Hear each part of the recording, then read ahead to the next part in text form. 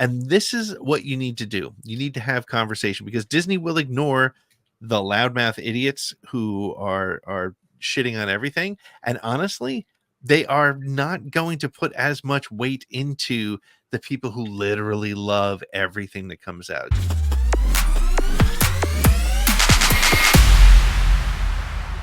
As a result of the Star Wars content machine, and apologies to Greg Iwinski for calling it content, because I know SAG and AFTRA hate that phrase, but you could almost argue with the deluge of stuff that has come out. You know, I've done videos, and you and I have spoken a lot about, you know, kind of looking at what Disney has done, and it's remarkable how much stuff has come out. What do we got? Like seven seasons of live action. We've gotten Clone Wars, we've gotten Rebels, we've gotten Bad Batch, we've gotten the one that we've always forget, Resistance, video games, more comic books than even if I did read comic books, I'd be able to keep up with. Novels, but it's so content everywhere.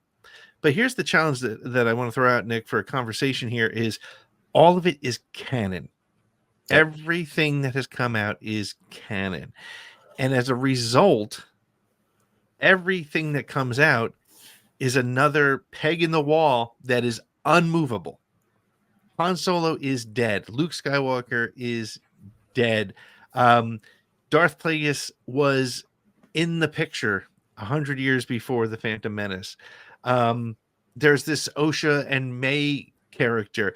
There's Boba Fett is no longer the badass from the comic books. He's a reformed politician who's running Mos Espa on Tatooine. So all these things, all these character mutations and all these story mutations, they are now the story, whether you like them or not. And I think that's part of the fuel for the naysayers and the negativity on social media and on YouTube.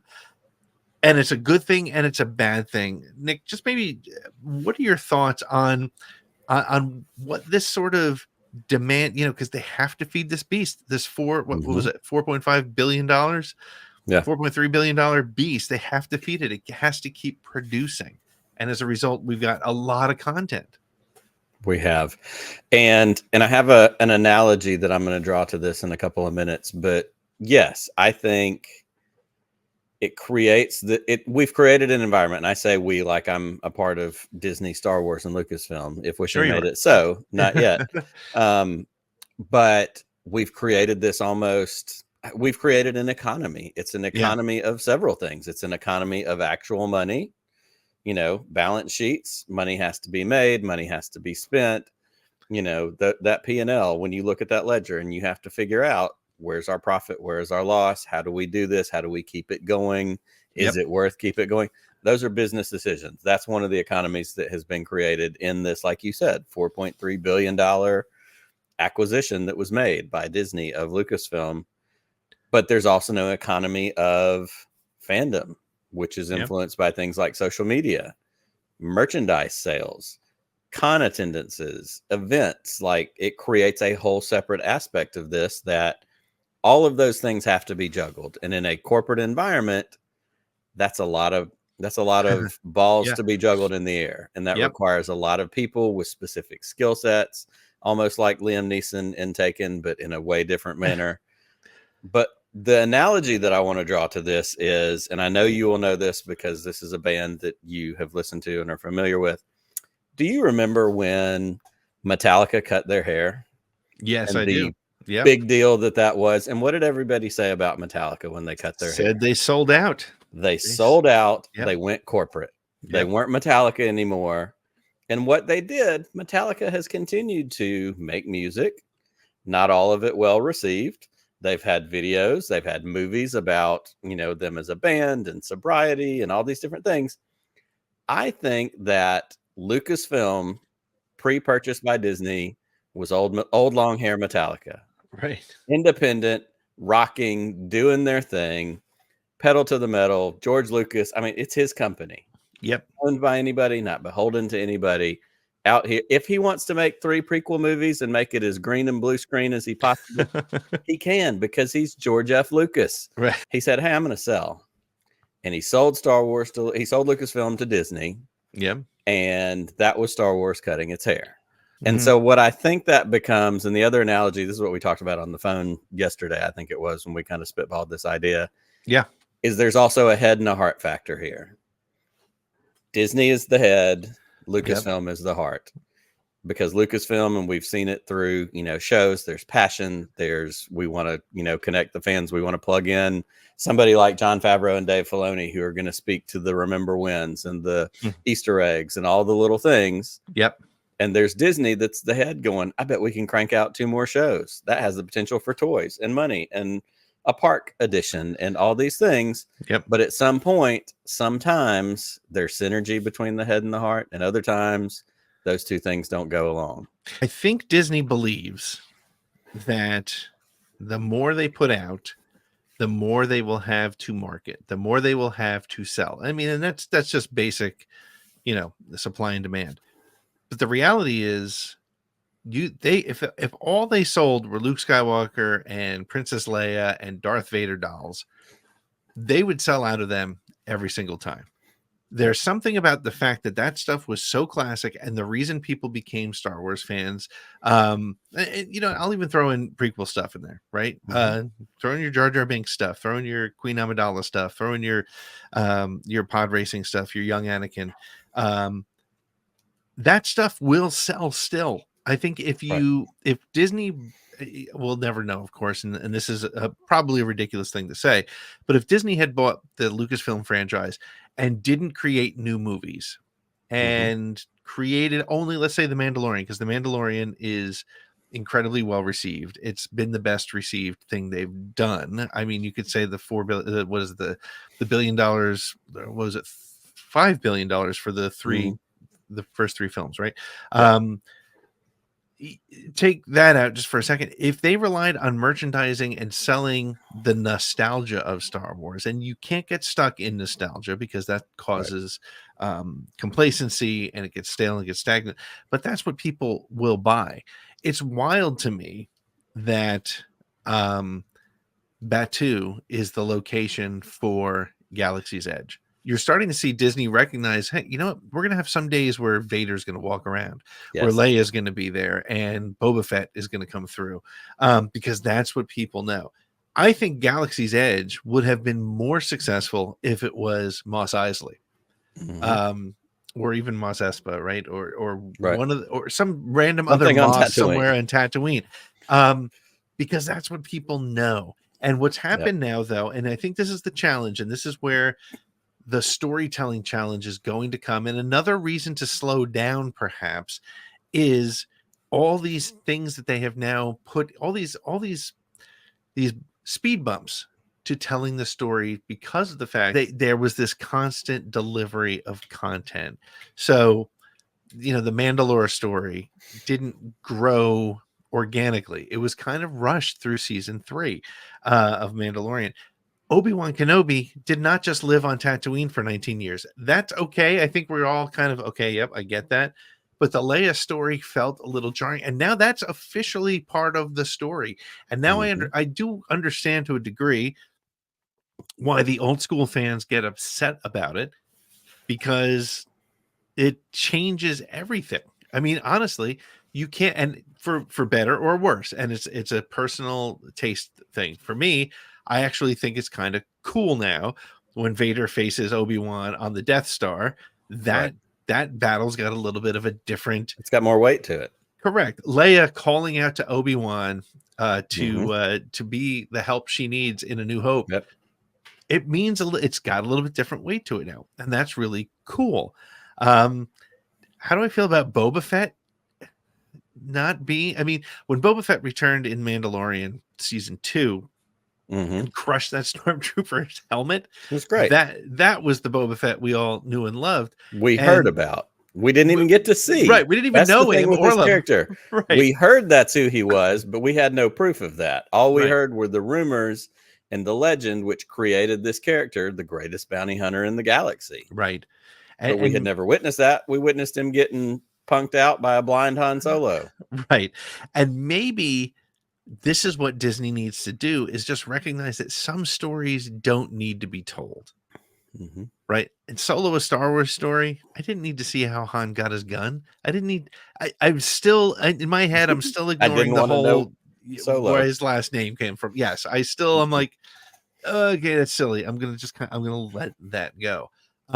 We don't need all that information. So, but again, the challenge is now these are firmly rooted things, because Disney and Lucasfilm, perhaps rightly so, are so beholden to this commitment to canon. They have said, if it happens on screen, it happened. If it happened in the comic books, it happened.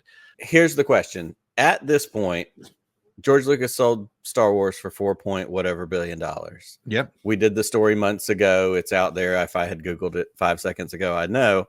But at this point, they've made back like $12 billion or something between the movies, the merchandising, all the things. Yep. So at this point, is Star Wars like a house that's paid off? Can they dial? Obviously, you have to pay to keep it going. There's upkeep, there's insurance, there's taxes, there's all the things. But should the pressure from Disney as a corporation who owns Star Wars and Lucasfilm, should the pressure be on, let's turn it into an Airbnb and rent it out all the time? Or should the thing be on, let's maintain this thing so it can last and we can hand it down to our kids? I've said before, I want to miss Star Wars. Give me time to be excited for a thing to come out. Maybe that's the state that we're in, but it's a corporate thing. So there's always going to be that push to, if it's not making money, should we kill it? Which that's not the plan either. But it can be a legacy because of what it's already been for 50 years now. I don't know if any of that made sense. Well, yeah, it did. And I think if you look at the live action remakes of the classic Disney cartoons, which have not done great at the box office, it's proof that kids will still love Ariel. Kids will still love Lion King, Lion Book, King, all of them. They will love those stories. They will be able to sell stuff. They will be attractions at the park without renewing them, without bringing them back to life. I do think that Star Wars is definitely in the let's renovate and keep it clean and get it back to where it was state. Again, as we've said before, we are dyed-in-the-wool shills. We will do whatever we need to do, and we will watch everything because we're big giant fans. That said, I would love to see data that shows the impact of a new Star Wars show on Disney Plus subscriptions. Does it maintain subscriptions? Does it create new subscriptions? I would say probably not. If they told me there's not going to be another new Star Wars show on Disney Plus for a year, I'm not going to cancel and come back. Correct. No, because I want to be able to watch the other stuff. For me, it's the access, honestly, to, I don't have to have physical media. I don't have to have DVDs taking up shelves in my house. I don't want to get hung up too much on, I was using that as a stepping stone, because I don't think it's the subscriptions to Disney Plus that is why Star Wars is doing what they're. I think they think it's going to drive more product sales. It's going to sell more licenses. They caught lightning in a bottle with Grogu. That was perfectly timed. And it was because it was so unexpected. It was something that everybody could latch onto, and they could sell, and they still sell Grogu stuff everywhere. If they didn't come out with anything after season 2 of Mandalorian, they would still be selling all the stuff. People aren't buying Cassian Andor action figures. I don't care how much they love the show. There's not as much of that being bought and sold. So that being said, if we reach a point where it's the care and feeding of this monster, it doesn't mean you need to continue to add to it. I think it's creating stuff. It's maintaining it, so that when you go to Batu and you go to Disney parks and you go to Star Tours and you go through something that already exists, I think we can safely move past the need for new content. If something's going to have an impact on the story, Andor, yes, give that to me, because I think it's going to be very well done. Do I need another season of Acolyte? I don't. I mean, it was a cool story, but put it in books, put it in comics, put it where people will want to read it. And it's not going to cost $50 million over budget. I'm still I can't get past that. But but no, I think we're at a point because of the fact that now again we have this intense output of content, which has now put all these stakes in the ground along the way of things that they have to do, things they have to reference, things that they have to that cannot change. And I think that that's the only challenge now for content creation moving forward. But I think, overall, I think on a scale, let me ask you this, Yeah. uh, uh, A through F scale, where would you put the management of Star Wars under Disney over the last X number of years, 12 years, whatever it might be? That's a really good question, and it's not one that I have considered as much. But if I'm looking at it realistically, A through F, grading it on a school scale, I think I'm going to give it a C. And I think I'm going to give it a C because C is average. Yep. C is not, you're right there in the middle. There's some things that you do well. If you're looking at your average, there had to be some higher, things that kept it from being a D or an F. Yep. We're talking about it on an average. We're not grading every single issue and aspect of it. I'm happy. Would I love to see Disney continue to improve and be better? Bring folks in, preserve the folks that are here, share more Yep. stuff, be passionate, and let it be an art form. Yep. More than, dollars and cents. I mean, absolutely. But if I'm grading it, I'm going with a C. Yep, I would. I think I'd agree with you on that. And I think it's a situation where it's certainly not. It hasn't failed as much as people online will want to tell you it has. It's not at all failed. It's been a very it's been fun to watch. There's been some great stuff that's come out. There's been some not so great stuff. I mean, but that's just sort of what you get. And that's subjective. That's an opinion thing too, of course. which is also, and that's not to attack you. I'm just saying, no, you're right. I want everybody who's watching, and as we've gone through this conversation, which I think is an important one to have. I would hope that it's apparent that these two idiots on the screen love Star Wars, Sure. and this is not crapping on the franchise in any way. But yeah, and I think that didn't work. So that's a good thing to say, and maybe kind of close it down with. This is how you have conversations about this, right? This is not going on and saying everything they do is crap. Everything they do is woke. There's message, whatever. This is us looking at it as fans and saying, okay, we've loved some of it. We haven't loved all of it. Here's what we see as challenges. And this is what you need to do. You need to have conversation because Disney will ignore the loudmouth idiots who are shitting on everything. And honestly, they are not going to put as much weight into the people who literally love everything that comes out. Because let's be realistic, I don't care. I'm glad we're all Star Wars fans. The way I put it the other day is I haven't hated anything that's come out from Disney in their Star Wars era, the Star Wars Disney era, but I haven't loved all of it. So I think that's really a safe way to go. So I hope you're enjoying this conversation. I hope you understand where it's coming from. Yeah. And I think we're gonna wrap up.